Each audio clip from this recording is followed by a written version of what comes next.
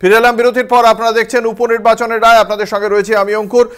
এখনো পর্যন্ত যে 4টি কেন্দ্রে উপনির্বাচনের ফলাফল আজকে ঘোষণা করার কথা, তার মধ্যে 2টি কেন্দ্রে ইতিমধ্যেই জয়ী ঘোষণা করা হয়েছে তৃণমূল কংগ্রেসের 2 প্রার্থীকে। বাকি 2টি কেন্দ্রে এখনো পর্যন্ত তৃণমূল কংগ্রেসের প্রার্থীরাই এগিয়ে রয়েছেন এবং রায়গঞ্জ এবং রানাঘাট দক্ষিণ এই 2টি কেন্দ্রেই পিছিয়ে ছিল তৃণমূল কংগ্রেস লোকসভা ভোটের নিরিখে, কিন্তু সেই 2টি কেন্দ্রেই এগিয়ে বিজয়ী ঘোষণা করা হয়েছে তৃণমূলের প্রার্থীকে।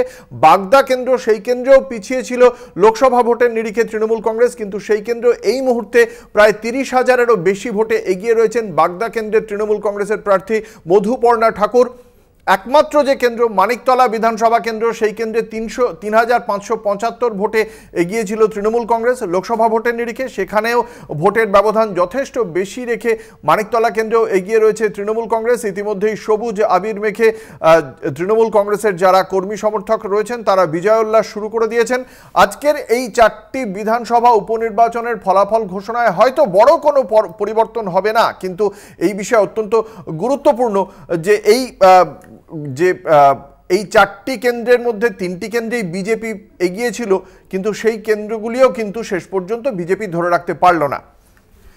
আমাদের সঙ্গে রয়েছেন বিশিষ্ট অতিথিরা, দর্শকদের সঙ্গে তাঁদের পরিচয় করিয়ে দেবো। আমাদের সঙ্গে রয়েছেন তৃণমূল কংগ্রেসের মুখপাত্র পার্থ প্রতিম রায়, রয়েছেন আমাদের সঙ্গে, রয়েছেন প্রদেশ কংগ্রেসের মুখপাত্র সুস্মিতা বিশ্বাস, রয়েছেন সিপিএম এর মুখপাত্র অতনু চট্টোপাধ্যায়। আপনাদের সকলকেই কলকাতা টিভির পক্ষ থেকে স্বাগত জানাই। আমি একদম প্রথমে আসব তৃণমূল কংগ্রেসের মুখপাত্র পার্থপ্রতিম রায়ের কাছে, যেটা আপনার কাছে জানতে চাইব, এই যে 3টি কেন্দ্রতে বিজেপি এগিয়েছিল লোকসভা ভোটের নিরিখে, সেই 3টি কেন্দ্রতেই এই মুহূর্তে এগিয়ে গিয়েছে, 2টিতে জিতে গিয়েছে, আরেকটিতেও এগিয়ে রয়েছে তৃণমূল কংগ্রেস। এই বিপুল বিপুল ব্যবধান ছিল 36,000, 46,000, সেই ব্যবধানটাকে টপকে এগিয়ে গেল তৃণমূল কংগ্রেস। আবার ঠিক ততটা বেশি ব্যবধানে কোন ম্যাজিকে সম্ভব হলো?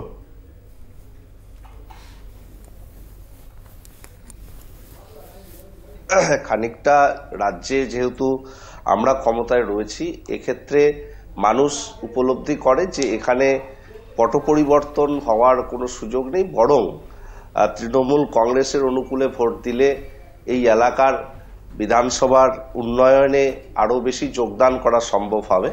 সেই নিরিখে কিন্তু মানুষ ভোট দেয় এবং তার প্রতিফলন নিশ্চিতভাবে ঘটে এবং সার্বিকভাবে বিজেপির প্রতি সারা ভারতবর্ষে যে অনাস্থা ফুটে উঠেছে তার প্রতিফলন আমরা বাংলাতেও দেখেছি। আমরা 29টি আসনে লোকসভায় জিতেছি। কিছু কিছু জায়গায় যেখানে আমরা পিছিয়ে ছিলাম সেই জায়গার মানুষরা উপলব্ধি করতে পেরেছে যে ধর্ম নিরপেক্ষতা এবং মমতা বন্দ্যোপাধ্যায়ের উন্নয়নের পাশে থাকা অত্যন্ত জরুরি এবং সেই জায়গা থেকে কিন্তু এই বিপুল জয় বলে আমরা মনে করি। মমতা বন্দ্যোপাধ্যায়ের পাশে থাকা জরুরি, সেটা লোকসভার সময় মনে হয়নি, এবং মতুয়া ভোট যেটা রানাঘাট দক্ষিণে সবচেয়ে বেশি নির্ণায়ক হয়ে থাকে, সেই 2 মাস আগেও সেই মতুয়া ভোট আপনাদের সঙ্গে ছিল না। রায়গঞ্জে আপনাদের দলবদলু ক্যান্ডিডেট কৃষ্ণ কল্যাণীকে তখন মনে হয়নি তিনি উপযুক্ত, হঠাৎ করে উপনির্বাচনে সব মনে পড়ে গেল মানুষের। এটা কিভাবে ব্যাখ্যা করবেন? না, এটা ব্যাখ্যা তো আমি বললাম যে এই উপনির্বাচনগুলোতে যে বিষয়টা দাঁড়িয়েছে যে এখানে সরকারের সপক্ষে ভোট দেওয়ার একটা টেন্ডেন্সি হয়, এটা রাজনৈতিক বিশ্লেষক যে কেউ এটা বলবে, কিন্তু বাংলার প্রেক্ষিতে আমরা যেটা উপলব্ধি করছে, মানুষ উপলব্ধি করেছে যে উন্নয়নের পাশে থাকা অত্যন্ত জরুরি। একটা সময় লোকসভা নির্বাচনে কিছু কিছু জায়গায় মানুষ ভেবেছিল যে বিজেপি আবার সেই বড় রকমের ক্ষমতায় হয়তো আসবে বা তারা বিজেপিকে সাপোর্ট করেছে সেই সময়, কিন্তু সেই জায়গাটা তাদের ফুল ভেঙেছে। তারা নিশ্চিতভাবে আবার তৃণমূল কংগ্রেস অনুকূলে ভোট দিয়ে তৃণমূল কংগ্রেস প্রার্থীদের জয়যুক্ত করেছে এবং রায়গঞ্জ, বাগদা বলুন, রানাঘাট দক্ষিণ তার উদাহরণ, এবং মানুষ মমতা বন্দ্যোপাধ্যায়ের পাশে আছেন এটা আর একবার প্রমাণিত হলো। এবং গোটা ইন্ডিয়াতে যে 13টি আসনে উপনির্বাচন হচ্ছে সেখানেও আমরা যদি দেখি 11টা কংগ্রেস ইন্ডি জোট এগিয়ে রয়েছে, এটাও কিন্তু বিজেপির পক্ষে একটা বড় অনাস্থা। অবশ্যই আসবো, বিজেপির উত্তর শুনবো। প্রথমে রাজ্যের বিষয় শুনতে চাইবো। আমাদের সঙ্গে রয়েছেন রাজ্য বিজেপির মুখপাত্র স্নেহায়ন সরকার। আপনাকে কলকাতা টিভির পক্ষ থেকে স্বাগত জানাই। স্নেহায়ন, আপনারা কিভাবে ব্যাখ্যা করবেন এই রেজাল্টকে? না দেখুন, মানে সেদিন যেভাবে ভোট হয়েছে, স্পেশালি 12:30 1টার পর থেকে যেভাবে ভোট গ্রহণ করা হয়েছে, সেটাকে যদি আমি বাদও দিই, বিষয় হচ্ছে গিয়ে যেটা মানে আমাদের পশ্চিমবাংলায় উপনির্বাচনের যেটা ট্র্যাডিশন আছে, যে যেখানে শাসক দলই ম্যাক্সিমাম টাইমে জেতে, খুব দু একটা হয়তো বিচ্ছিন্ন ঘটনা বাদ দিলে।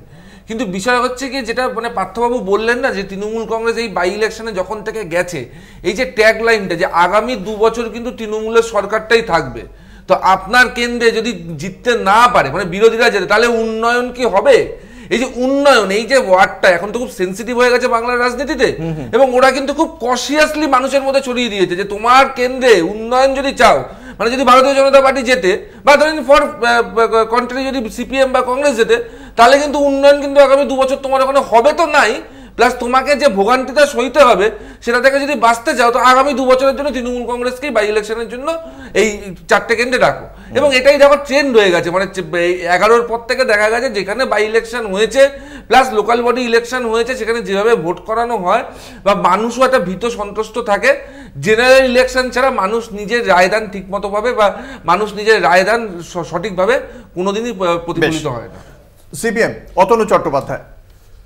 অঙ্কুরদা, এই যে 4টে কেন্দ্রের ভোট, এর মধ্যে মানিকতলা যদি বাদ দেন, রানাঘাট দক্ষিণ, বাগদা, রায়গঞ্জ, এই 3টি হচ্ছে দলবদলের কারণে এই ভোটটা হচ্ছে।